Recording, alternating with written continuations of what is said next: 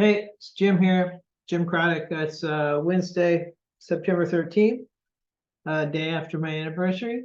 Had a great anniversary dinner last night with my wife at NOLA, which is a nice restaurant here in Tulsa. Hadn't been there before. I lived in Lake Charles for a couple of years, so I appreciate the food. I'm not a seafood guy, but they had lots of other choices. Uh, Gumbo and such red beans and rice. So real good. Then we went out and had a drink on a rooftop. It was very nice. Update for me. Arm was hurting a lot yesterday. I had it iced, and then later in the evening it was really stiff. I don't know if icing it makes it more stiff or not or what, but it was definitely hurting a lot last night. Today I had my follow-up bone density scan.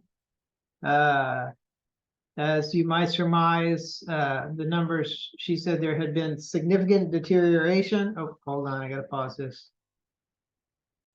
Okay, that was my beautiful wife. Anyway, so had the follow-up, and as you might surmise, the lady said there had been, she was real nice, but there had been significant thinning of the bone since last year. Now then they had put me on a drug to help with that, but they told me in November when I went in for a swollen pharynx to go off of it, but now they're telling me to go back on, so I'm gonna go back on. I don't know they can hurt. I think what's going on here is the acidification of my system, and that's what I explained to her. I'm like, this condition I think I have, well, I know I have, it acidifies your system, and so that is bad for the bones. And she agreed that that would be bad for bones. Anyway, it was a really great appointment. She listened to me. She was very thoughtful. She ordered, some follow-up blood tests on my vitamin D and my parathyroid and baseline magnesium. And we kind of left it there. As far as the pain level today on my arm, it's not horrible. It's definitely been a lot worse. I don't have as much burning today. It's a weird thing. As I can tell, what I can tell you is that it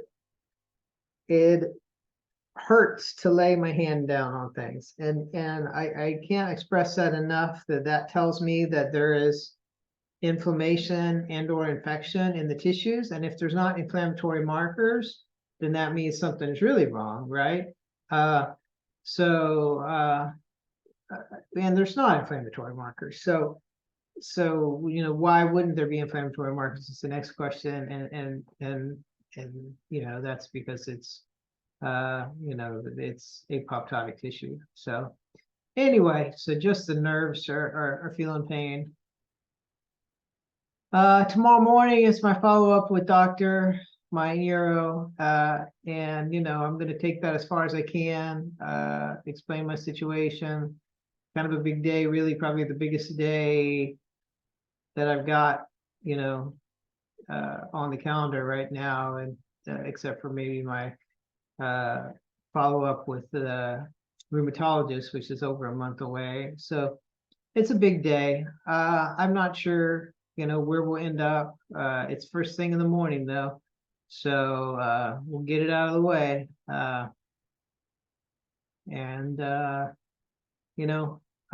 about it for today, guys. I don't have anything exciting. I'm still here. I'm still, kicking. Things hurt. Let me get this thing off. See, they took blood today, so I have this thing on my arm. I hurt, and I deal with it, and it's, it influences my life. It impacts everybody in my life. I don't feel like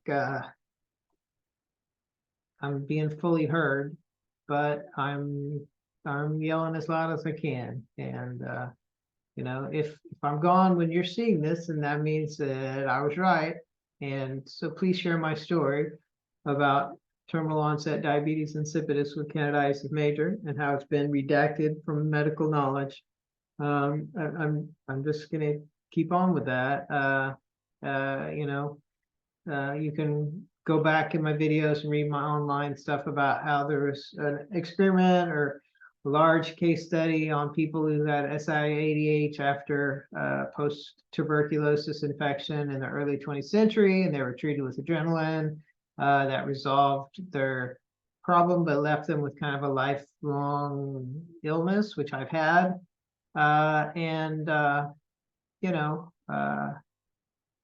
It's been redacted, and I don't think that's right. And there's a lot of novel science involved that deserves further look or consideration, and as well as just documentation of the illness of the people like me don't get treated like we're some type of hypochondriac, which I'm not. I'm very honest about all this.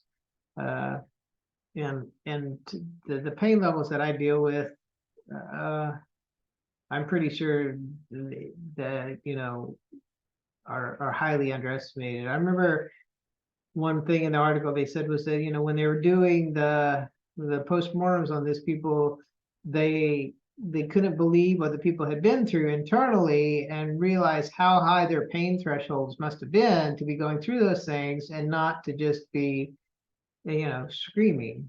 And I can tell you that you just develop a really high pain threshold, and you can literally laugh through pain at times. So that's all I got. Take it easy. I'll have another update tomorrow.